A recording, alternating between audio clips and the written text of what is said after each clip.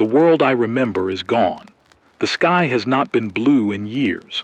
Now it hangs as a permanent haze of red and copper, thick with ash from endless fires, a sunless glare that scorches the skin and warps the mind. Clouds of dust drift like ghosts over what used to be cities, and the air smells of metal, rot, and the faint tang of chemicals from collapsed factories. Every breath is a calculation. Inhale too deeply, and your lungs sting.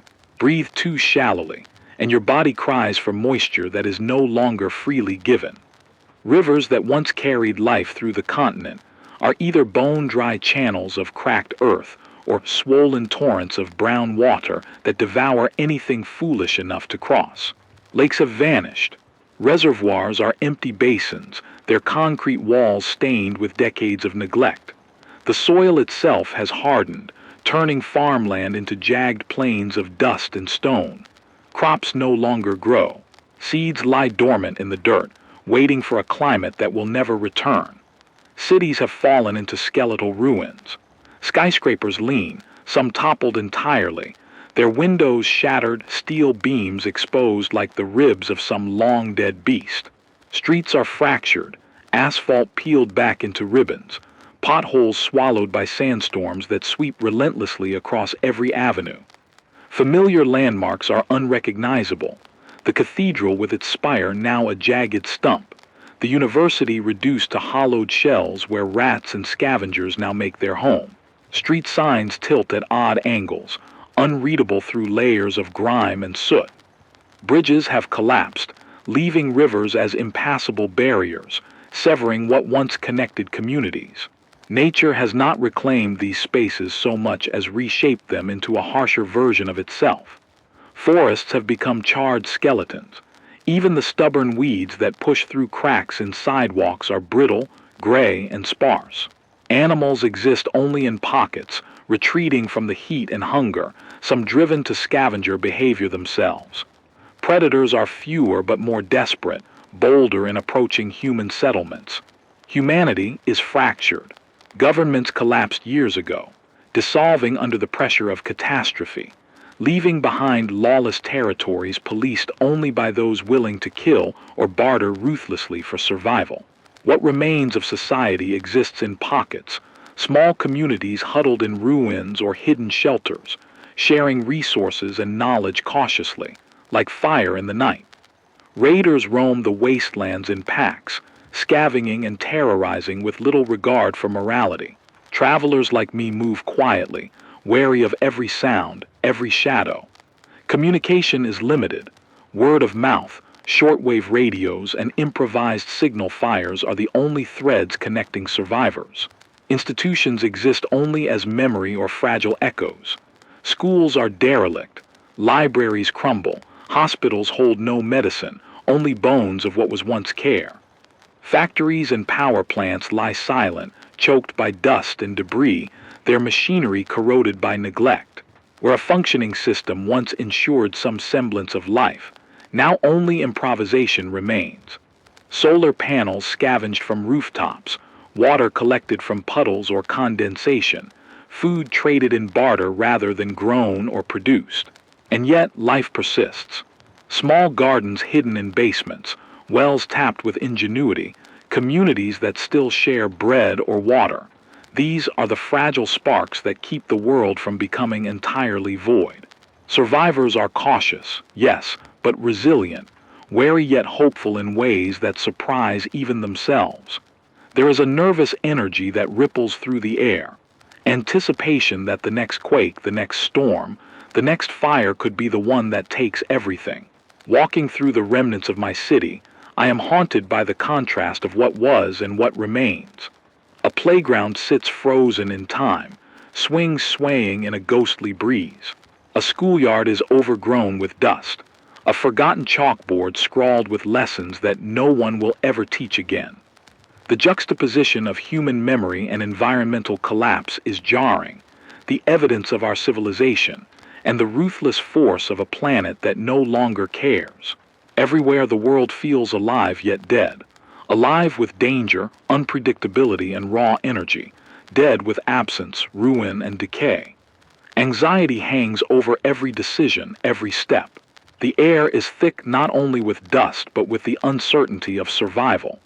Each day is a negotiation between what the environment demands and what my body can endure.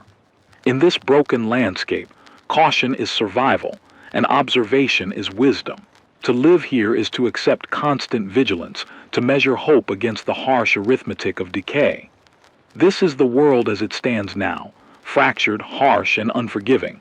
Cities are graves, forests are ash, rivers are memory, governments are myths, communities are fragile.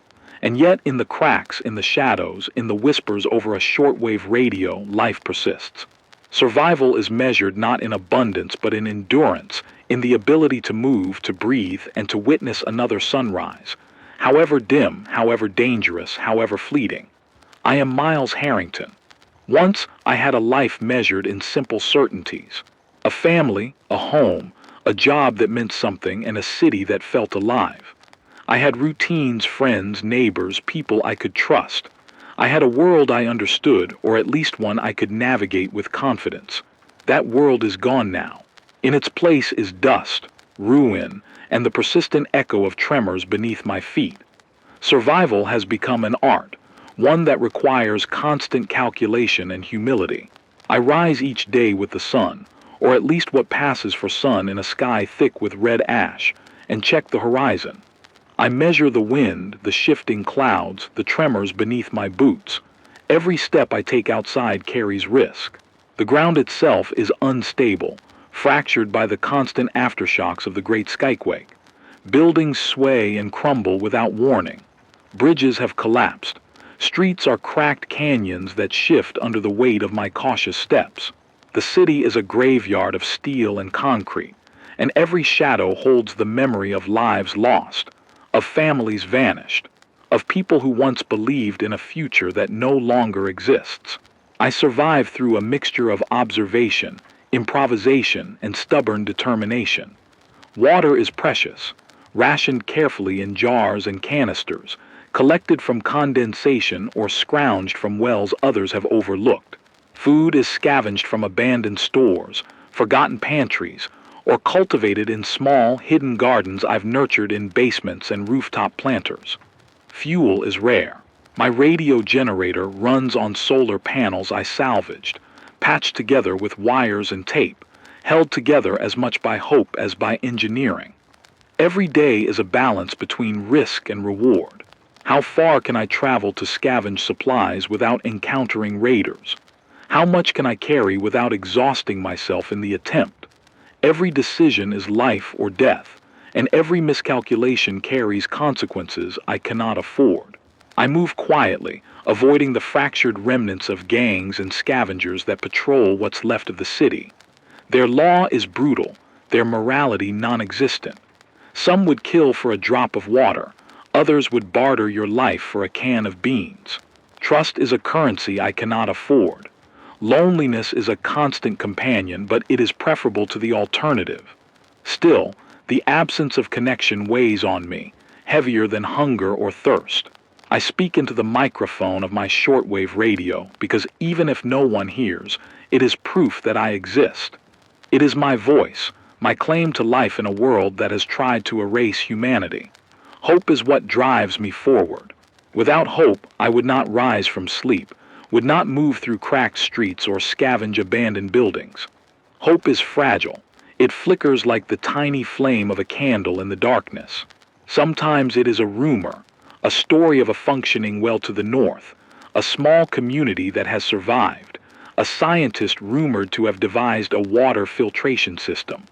Other times it is a memory, the laugh of a child, the smell of rain, the warmth of a hand held long ago. Hope is both cruel and sustaining. It teases with possibility while demanding vigilance and perseverance. I have suffered losses that carve deep hollows into my chest.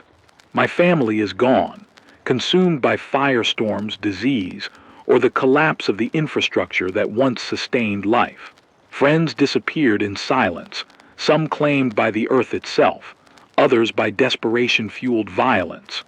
Every face I remember is a ghost, haunting the corridors of my mind while I tread carefully through the ruins. Memories are my companions, bittersweet and painful, and yet they are a tether to what humanity once was. They remind me why survival matters, even when survival is grueling, lonely, and uncertain. Despite all this, I maintain rituals. Morning is for surveying the horizon, listening for tremors, scanning the skyline for changes that could signal danger. Afternoon is for scavenging or tending to the small gardens I nurture with painstaking care. Evening is for the broadcast, speaking into the static, recording not only instructions for survival but reflections, confessions, observations. I talk about water purification, safe routes, signs of weather shifts, and how to detect predators. I also speak of hope, of endurance, of the human spirit, even if the only listener is me. There is a rhythm to survival, however tenuous. It is punctuated by moments of terror, a sudden quake that topples a wall, the roar of raiders across the street, a fire that sweeps through the skeleton of a building I had intended to scavenge. It is also punctuated by moments of fragile beauty, the first shoots of green in an abandoned courtyard, a single bird circling the scarlet sky, the rare, fleeting wind that carries the smell of earth after rain. These moments are small rewards, but they are life itself, reminders that even in a world broken beyond recognition, traces of the old world persist. I am cautious, but I am not paralyzed. I take calculated risks. I venture into collapsed buildings for supplies, scaling walls and moving across rooftops where the ground is too dangerous to tread. I carry a backpack filled with water, food, and tools, each item essential, each choice deliberate. I have learned to move silently, to listen to the language of the city in its absence. The groan of metal under stress, the subtle vibration of approaching footsteps, the wind as it shifts through broken streets. Every day is a negotiation with the world itself, a dialogue between survival and destruction. Yet even amidst the calculations, I allow myself reflection. I remember the world before, the crowded streets, the laughter, the smell of fresh bread from a corner bakery, the sound of rain hitting a roof. I think of those I loved and I mourn. I think of those I could not save, and the grief is a constant undertow. But I do not allow despair to dominate. I have learned that despair is a luxury the world no longer affords. Survival requires action, persistence, and focus. Grief must coexist with determination. Loss must coexist with hope. I am not a hero. I am not exceptional. I am merely a witness, a participant, a voice in the void. I survive because I must. I survive because memory and hope demand it. I survive because humanity, however fragmented and fragile, still exists in me. My radio broadcasts, my scavenging, my vigilance, they are my protest against the world's collapse. They are proof that even in devastation, life insists on persistence. My story is not one of triumph, but of endurance. Each day is a negotiation with mortality, a battle against decay and chaos. Every step forward is a victory. Every day survived is a testament. I am Miles Harrington, and this is how I survive. This is how I cling to hope in a world that has almost forgotten it. This is how I remain human when everything else, the city, the institutions, the life I once knew, has been reduced to dust and memory. And so I move forward. I walk through the skeletal streets. I climb over collapsed bridges. I listen to the whispers of wind and ash. I speak into the microphone, recording not only instructions and observations, but the enduring heartbeat of humanity. In the ruins of civilization, I remain, a solitary witness, a cautious traveler, a fragile spark in the vast, broken expanse of the world. Because to survive is not enough. To endure, to remember, and to hope, this is what it means to be human, even when the world has crumbled beneath our feet. The air had turned heavier over the past few days, as if the world itself were holding its breath, waiting for the next fracture, the next blow. Dust clung to my clothes, my hair, my skin, settling in the cracks of my hands. I could taste it in every breath, a metallic grit that left my throat raw. Water was running lower than ever. I had rationed it carefully, each sip measured, each drop accounted for. Still, the thirst gnawed at me in the quiet moments, a reminder that survival was a constant calculation. I had scavenged what I could from the hollowed-out grocery stores and empty apartments, but even canned food was becoming scarce. Every abandoned building was either stripped clean or too dangerous to enter. Floors cracked beneath my weight, ceilings threatened to collapse, and every shadow felt alive with predators, human or otherwise. Fuel was almost non-existent. My generator sputtered more often now, forcing me to rely on the waning power of my patched solar panels. The radio remained my lifeline, though it hummed with static, always threatening to die with the next tremor or cloudburst. And yet, despite the scarcity, rumors reached me. Whispers carried by travelers, scrawled notes left in abandoned buildings, and fleeting voices over distant shortwave signals spoke of something extraordinary, a glimmer of hope in the unrelenting wasteland. Some claimed there was a hidden well, a source of clean water deep in the northern stretches, guarded by a small enclave of survivors who had managed to organize themselves. Others spoke of a working filtration system, salvage technology, or even a community that had somehow kept crops alive in the cracked soil. I wanted to believe it.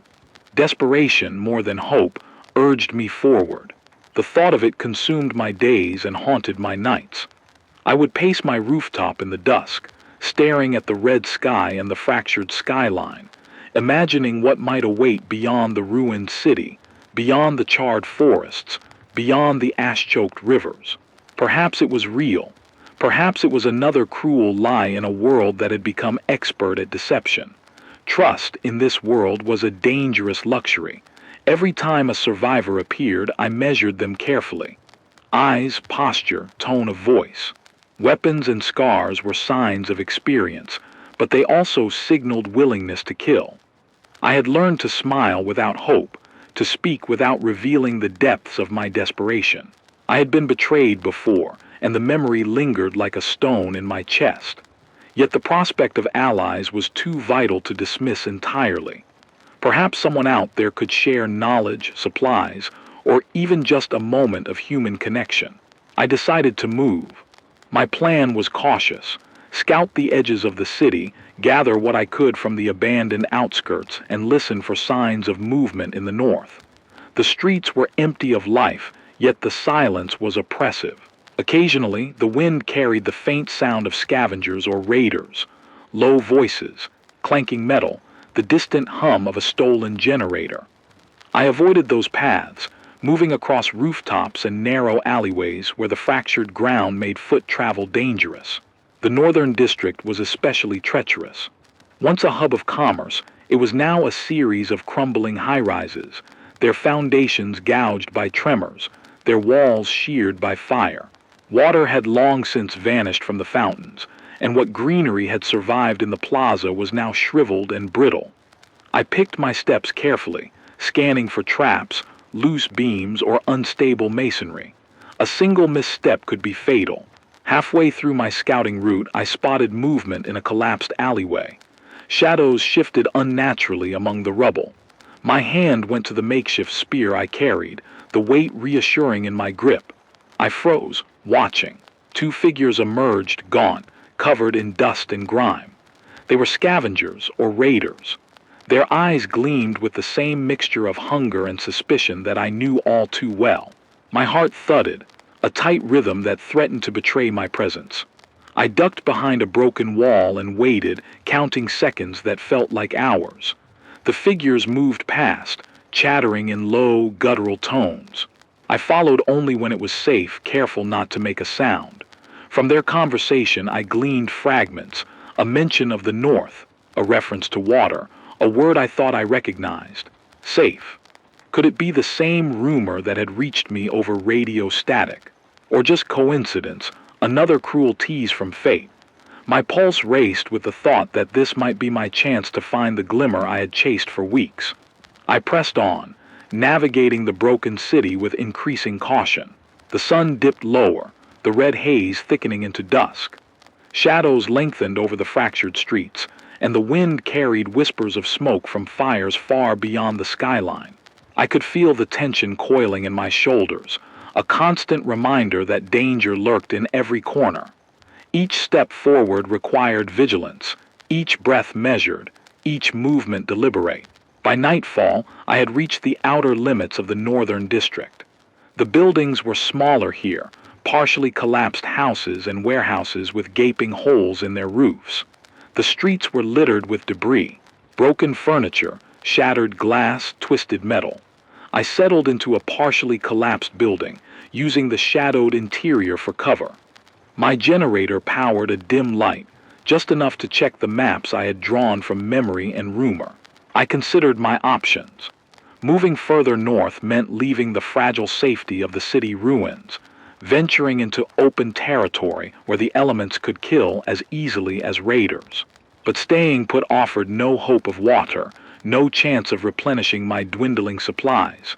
The choice was clear. Even if the risk was terrifying, I had to go forward. Sleep came fitfully. I dreamed of the world before, streets bustling with life, the laughter of children echoing through parks, water flowing freely in fountains, the smell of rain on asphalt. Then the dream would fracture, the world breaking apart beneath me, a tremor swallowing everything. I woke gasping, dust in my mouth, hands clutching the floor. Survival was not a state of rest. It was constant vigilance, always alert, always calculating. At first light, I continued my trek north. The landscape was harsh, a jagged transition from urban decay to fractured countryside. Trees were blackened skeletons, rivers dry or replaced by treacherous mud flats. Every sound felt amplified. The scrape of metal across concrete, the distant howl of scavengers, the rustle of animals desperate for food. My pack grew heavier with water and supplies scavenged along the way, yet lighter in morale, weighed down by the uncertainty of what lay ahead. Days passed in a blur of calculation and tension. I encountered abandoned farms, half-burned vehicles, and towns reduced to rubble. Each location offered small victories, a few liters of water, canned food, or tools. But each also carried new dangers, unstable floors, predator tracks, signs that others had passed before me, sometimes friendly, sometimes deadly. Then came the rumors in flesh and blood. A group of survivors appeared on the horizon, visible from a ridge. They carried their own supplies, cautious and tense, moving in formation. My heart raced. Could this be the enclave from the stories, or another trap? I observed them for hours, watching their movements, noting their weapons, their signals, their interactions. There was coordination, yes, but also caution. Their eyes, like mine, measured the risk of every step. I faced a choice I had wrestled with countless times: approach and risk betrayal, or retreat and remain alone, carrying hope like a flickering candle in the wind. The decision was no longer theoretical. My water was nearly gone, my food scarce. To survive, I needed help, or at least the chance to see if the rumor was real. I approached under the cover of dusk, moving slowly, deliberately. My hands were visible, empty, showing no threat. Voices carried over the wind, measured and wary, but not hostile. And then a figure stepped forward, signaling for parley. I froze, every sense alert. Trust was still dangerous, yet something in their stance, the cautious openness, told me this might be different. Perhaps hope was not a fantasy. Perhaps it was a destination I could reach. Perhaps, after months of isolation, danger, and despair, I could find a place where survival was more than just endurance. It was community, knowledge, a spark of something human beyond the ruins. Even as my legs trembled with exhaustion, my mind racing with questions and warnings, I moved forward. The air remained thick with dust and tension, but beneath it, a new rhythm began to stir. A rhythm that whispered that survival might be more than the lonely pursuit of life, that perhaps it could be shared. The journey north was far from over. Challenges would grow, resources would dwindle, threats would appear from shadows and rumor alike. But for the first time in weeks, I allowed myself a small, fragile thought. Maybe I was not alone. Maybe the world still held pockets of light, and maybe, just maybe, I could reach them. And so I walked on, through dust-choked streets, across fractured land, carrying nothing but my pack, my radio, and the stubborn spark of hope that refused to die. The northern ridge loomed ahead, jagged against the darkening sky. I had been moving for hours, perhaps days, time blurred in the dust-choked wasteland. My pack sagged with the meager water and scavenged supplies I carried. My legs screamed with exhaustion, and my lungs burned with every inhalation of ash-laden air. Yet I pressed on. Hope, fragile and stubborn, pushed me forward. The rumor of a community, a hidden source of water, a place that might offer safety, had consumed every calculation, every thought. Then the wind shifted. The telltale undertone of tremors ran through the ground. A low rumble, distant but growing, vibrated beneath my boots. I froze, instincts honed by months of surviving the great Skyquake kicking in. Dust swirled around me as the wind picked up, carrying the scent of earth, fire, and decay. The ridge ahead, the very land I was climbing toward, quivered, fracturing with a subtle, ominous groan.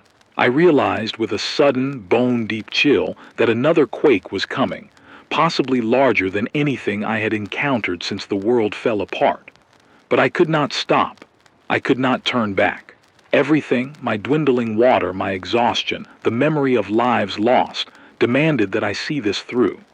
I pushed forward, each step carefully placed on fractured rock, each breath measured, every sense alert.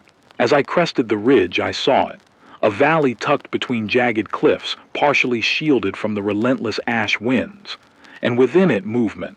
Lights flickered soft, contained, deliberate. Smoke curled gently from chimneys, not the uncontrolled fire of raiders or desperate survivors, but small, organized fires. A garden, rows of green, oddly vibrant against the gray and brown of the wasteland. Water glimmered in a channel, flowing in controlled streams, shimmering like a miracle. I stopped, unsure if my eyes betrayed me. Was this real, or another cruel trick of the dust-laden horizon? I approached cautiously, scanning the slopes for signs of threat. The valley was hidden well, natural fortifications formed by the cliffs. Whoever was here had thought carefully about survival. And then I saw them. Figures moving purposefully between the garden and the water channel, carrying tools, tending plants, adjusting the flow of water. They were human, organized, alive, deliberate. Not raiders, not scavengers. Humans who had built something out of nothing. For a moment, disbelief threatened to undo me. Tears burned my eyes. I hadn't cried in months, not since the fires consumed the northern districts, not since I watched people I had trusted disappear in silence. But now the tears came unbidden, blurring the ash around me. I had found them. I had found hope. Yet the moment of joy was cut short. The tremor beneath me grew stronger and the ridge shuddered violently. Rocks dislodged, rolling down the slope toward the valley. I stumbled, barely keeping my balance, heart hammering. The quake had begun in earnest. I shouted a warning, but it was too late. Debris crashed into the valley below, splintering the carefully maintained water channels, tearing through sections of the garden. The humans I had glimpsed scattered, shouts echoing across the cliffs. Instinct overtook caution. I scrambled down the slope, dodging rocks, using my pack to shield my head from the worst of the debris. The wind howled, whipping ash into my eyes, blinding me. Every instinct screamed to retreat, to save myself, but I couldn't abandon them. Not after all I had walked through. Not when hope had been carved from the ruins of despair. I landed roughly at the valley floor, my legs buckling under the impact. The humans had gathered near a central structure, what looked like a repurposed warehouse, barricading themselves and tending the wounded. One of them, a woman with steel-gray hair pulled into a tight bun, saw me and gestured frantically. "Help with the water," she shouted. "The channels are collapsing." Without hesitation, I joined them. We worked together, shoving debris aside, rerouting the broken streams, salvaging what water we could. My hands were cut and scraped, my clothes shredded, but adrenaline and desperation overrode pain. For the first time in weeks, I felt the pulse of human effort, not just for survival, but for life. for continuity, for something larger than myself. As the quake subsided, the valley lay in semi-ruin. The garden was damaged, some structures crumbled, water channels breached. But the community remained intact, tense, weary yet alive. I stood in the center, panting, covered in dust and blood, and finally allowed myself a breath that wasn't measured, that didn't carry the weight of fear. Then came the choice. The tremor had revealed something else, fissures running through the valley, widening beneath the main water source. If the quake continued, the reservoir would break, washing away everything the community had built. I realized what I must do. The only way to save them, to save the fragile glimmer of hope, was to venture further upstream into unknown territory, a passage known only from rumors, to divert the water or reinforce the natural dam. It was suicide, or at least close to it. The path was narrow, steep, and littered with debris. Any misstep would mean falling into the jagged ravine below or being crushed by falling rock. My body screamed at me to stay.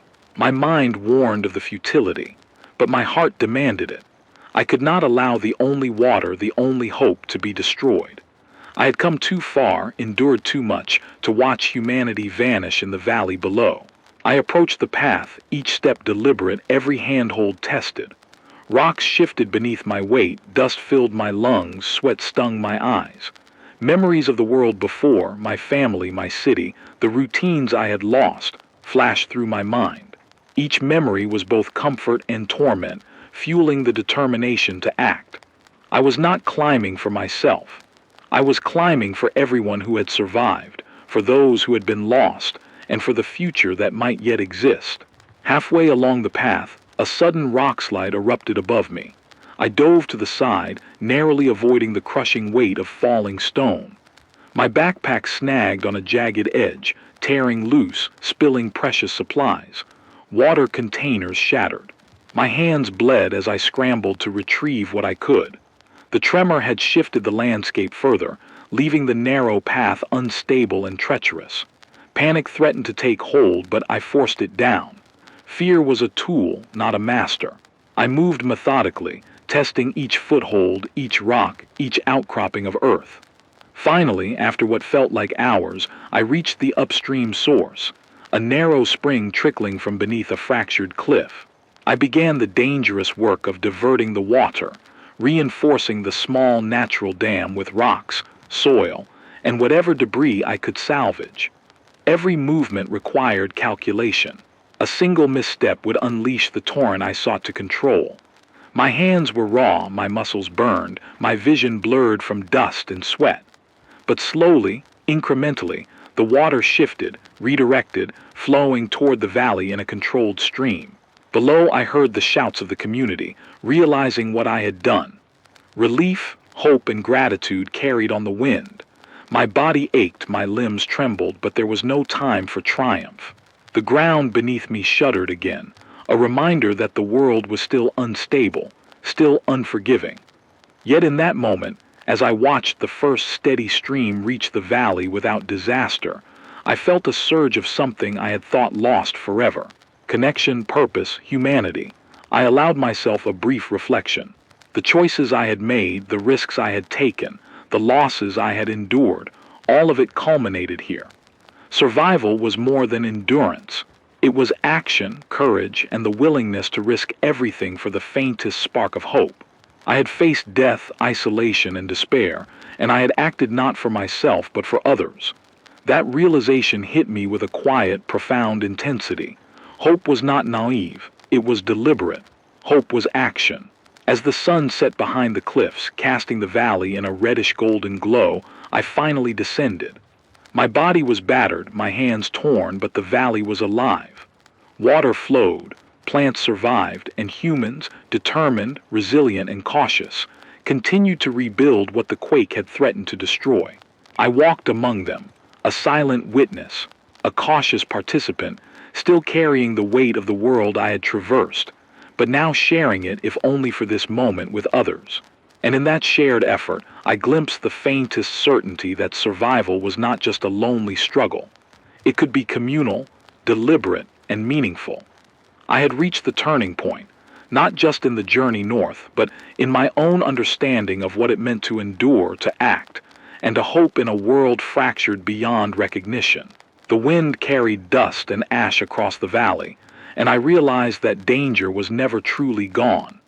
The tremors would continue, the storms would rage, and the world would keep testing us. But in that fleeting, battered, fragile valley, I saw the possibility of life. Not perfect, not safe, but alive.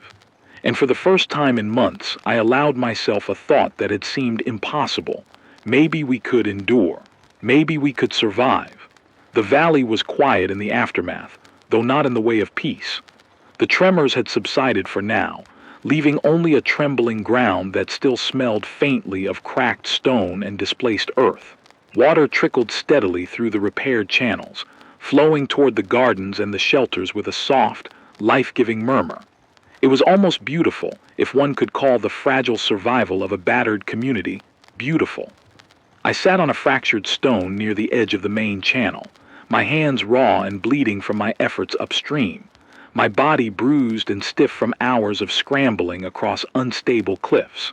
The adrenaline that had driven me for days faded, leaving a bone-deep exhaustion that made every breath a labor. And yet, for the first time in weeks, I allowed myself to sit without moving, to take a long, unmeasured exhale. I let the sight of flowing water and determined humans wash over me. The community had emerged from the quake intact, surprisingly resilient.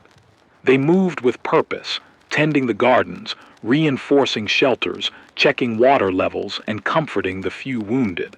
Faces that had been wary now showed a cautious relief, the kind that comes when one has glimpsed salvation, but knows it could vanish at any moment.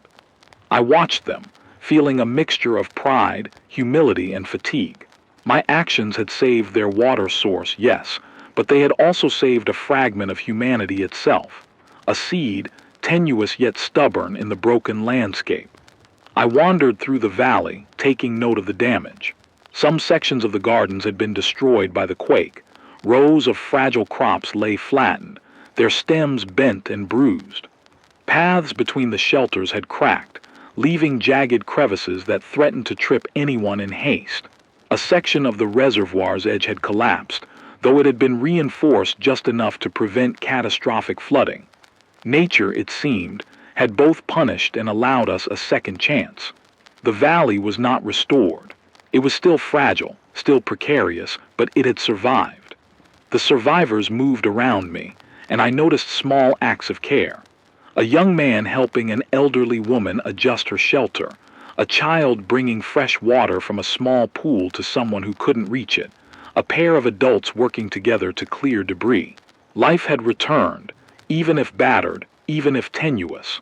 I realized then that hope was not some abstract, distant concept. It was embodied in these small gestures, in the determination to keep going despite everything the world had taken. I reflected on my journey to this point. The months of wandering, scavenging, surviving amidst dust storms, tremors, and human threats. The great Skyquake had been merciless, each disaster worse than the last. I had lost friends, companions, places that had once felt like home. I had endured hunger, thirst, fear, and betrayal. Yet here in the valley I could see a purpose to it all. Survival was more than endurance. It was action, courage, and community. It was the willingness to risk everything to preserve what little light remained in a darkened world. And yet, I could not let sentiment blind me. The world outside the valley remained unforgiving. Beyond the cliffs, the wasteland stretched in every direction, scarred by earthquakes, scorched by fire, choked by dust and ash. The tremors could return at any moment. The wind could carry storms that would obliterate anything fragile, and the distant cities, if they still existed, were likely traps, ruins, or worse. Survival here was hard-won, precarious, and temporary. I knew that, even as I allowed myself this moment of fragile relief. I spent the next days helping the community stabilize. I assisted in repairing shelters, reinforcing water channels, and scouting the outer edges of the valley for signs of predators or raiders. I shared what I had learned about rationing and survival, teaching techniques for water purification, fire starting, and garden management in the broken soil. In return, they shared what they knew about the valley: hidden springs, sheltered paths, and safe spots where the tremors had left less damage. Slowly, trust began to form between us, tentative and cautious but real. Even with this small pocket of stability, I struggled internally. I had arrived here driven by hope, but also by desperation. What if the rumor had been false? What if the enclave was a trap? What if my presence had endangered them? These questions haunted me, mingling with relief and pride. I realized that hope was not the absence of fear. It was the decision to act despite it. The choice to step forward, to risk, to endure, to connect, even when the world had taught me not to. The nights were the hardest. Dust-laden winds carried whispers of the wasteland beyond the cliffs, a reminder that danger had not disappeared. Tremors sometimes rolled through the valley, small at first, then fading, leaving the ground quivering beneath us. I would lie awake, listening to the faint rush of water, the creaking of wooden shelters, and the occasional murmur of conversation. The valley had become a fragile sanctuary, but it was not invincible. Yet in those quiet nights I began to notice subtle changes. The streams of water, once meager, flowed steadily now. The garden, though battered, began to sprout new growth. The survivors, though cautious, laughed quietly as children played in the soft dirt, learning to navigate the valley without harming themselves. Life persisted, stubborn and tenacious, in a world that had seemed determined to eradicate it. I reflected on my own transformation. Before this journey, I had been a solitary figure, carrying hope like a flickering candle against a storm. I had trusted no one, relied on no one, and feared that the act of hope itself was dangerous. But now, seeing the resilience of others working together to survive, I understood that hope was not solitary. It could be shared, multiplied, and nurtured. My role was no longer simply to endure. I had become part of something larger, a thread in a fragile tapestry of survival. And yet I could not forget the fragility of it all. The valley, though a haven, existed within a broken world.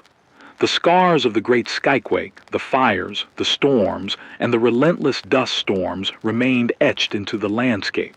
Beyond these cliffs, cities were crumbling, forests were blackened, rivers were poisoned or dried, and the sky remained a constant, fiery red. Survival here was temporary, a pause in an unending struggle against a planet that seemed determined to reclaim everything. In quiet moments, I allowed myself to grieve, not just for those lost before, but for the world that had been. I remembered families, friends, streets, and cities that no longer existed. I remembered laughter and music, the smell of rain, the cool shadow of trees. The grief was sharp, but it no longer paralyzed me. It reminded me why survival mattered, why the valley mattered, why my actions upstream had been worth the risk. The survivors began to trust me in small ways, sharing food, explaining the history of the valley, teaching me the rhythms of daily life here. I listened, learning not just to survive, but to integrate, to participate in rebuilding. Each day brought small victories, a repaired channel, a new crop sprouting, a roof mended. Each day reinforced the fragile reality that survival was not just endurance, it was effort, care, and shared commitment.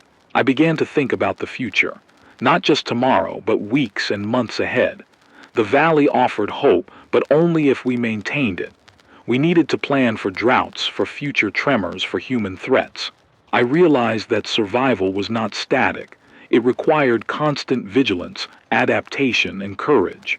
And yet, for the first time in a long time, I felt ready to face that challenge. One evening, I walked along the edge of the valley, watching the sun set behind the cliffs. The water glimmered in the last light, and the garden's green stood out against the gray and brown of the surrounding wasteland. Children played nearby, their laughter tentative but real. Adults moved with purpose, repairing, tending, and teaching. And I, standing among them, understood that though the world outside remained harsh and unyielding, we had carved out a small, living fragment of it. Hope was fragile. Hope was tentative.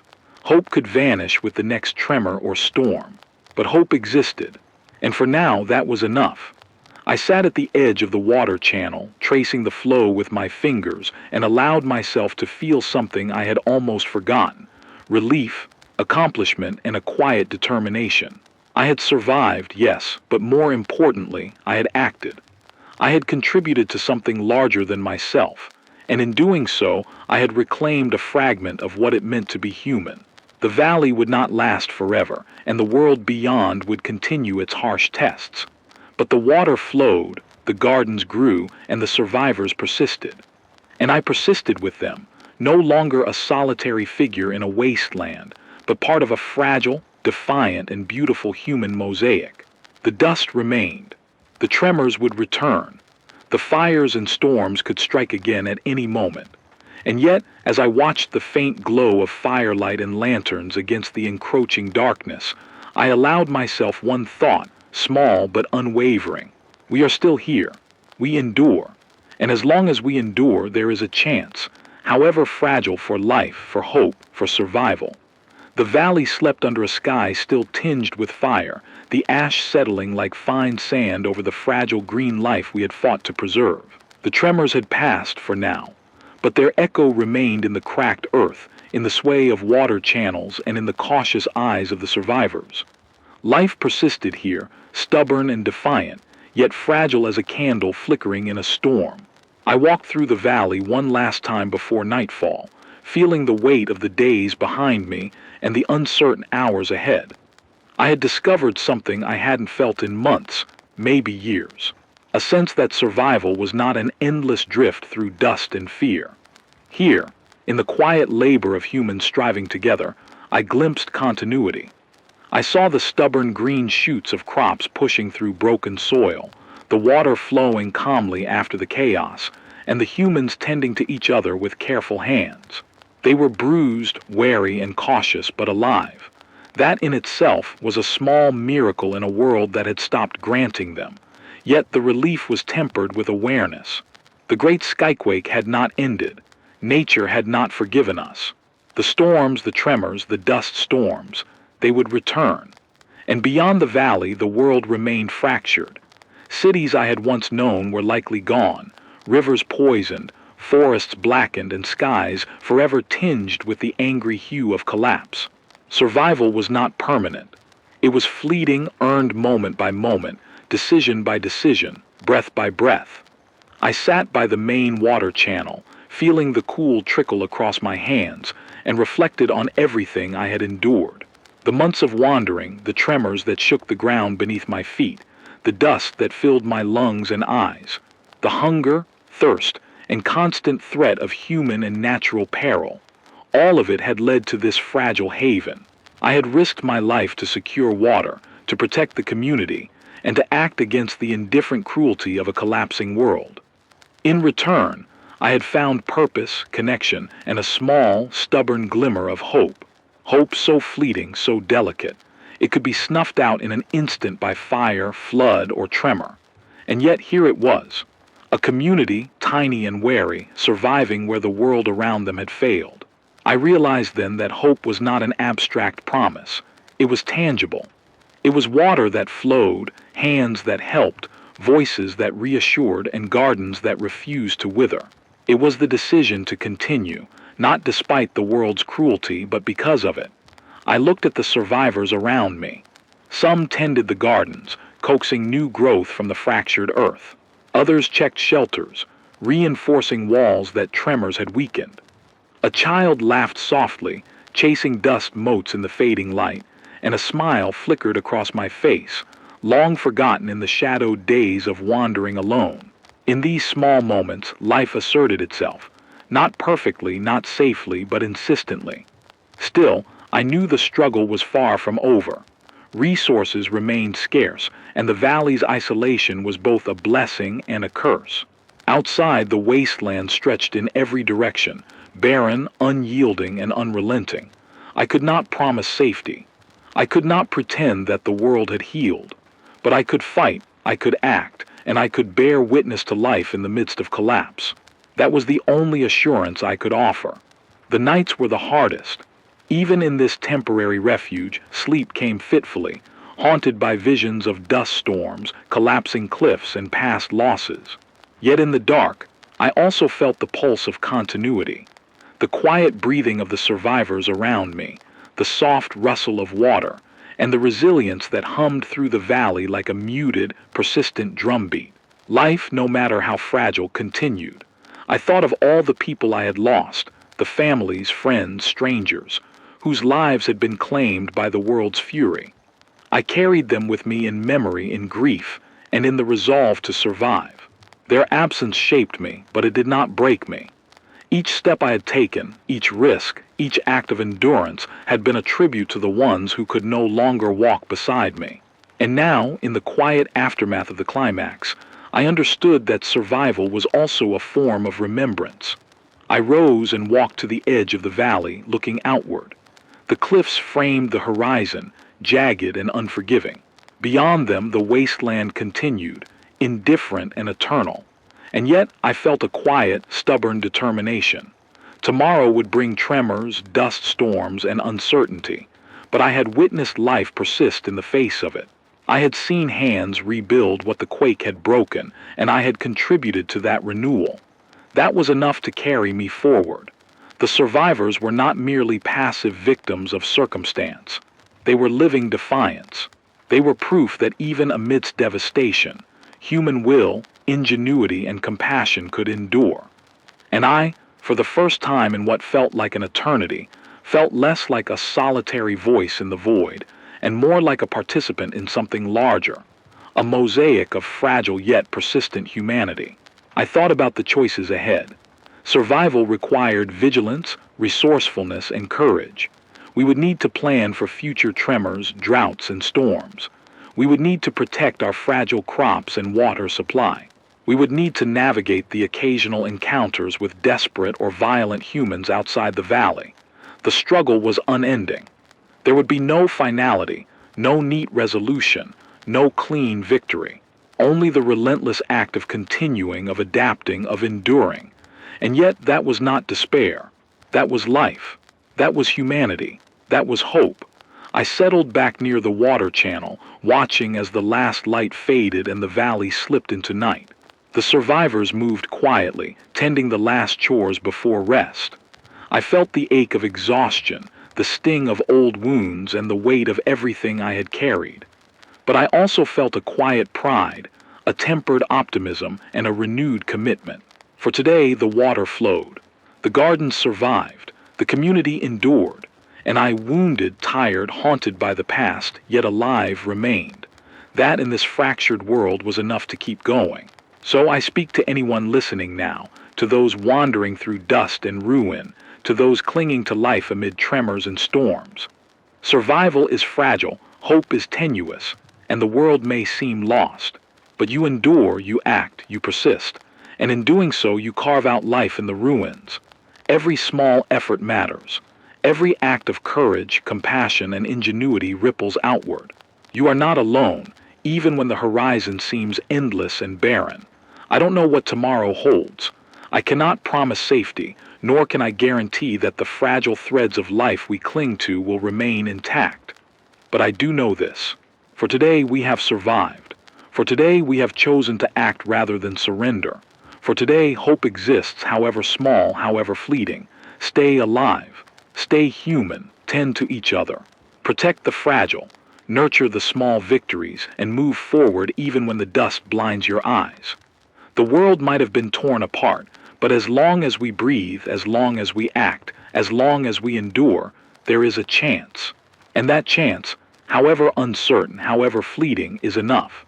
I rise from the edge of the channel, feeling the night air on my face, listening to the soft murmur of water, the careful movements of the survivors, the distant whisper of wind through the fractured cliffs.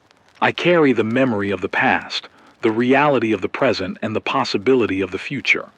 And I move forward, not for glory, not for certainty, but because the only choice left in a broken world is to keep living, keep acting, and keep hoping.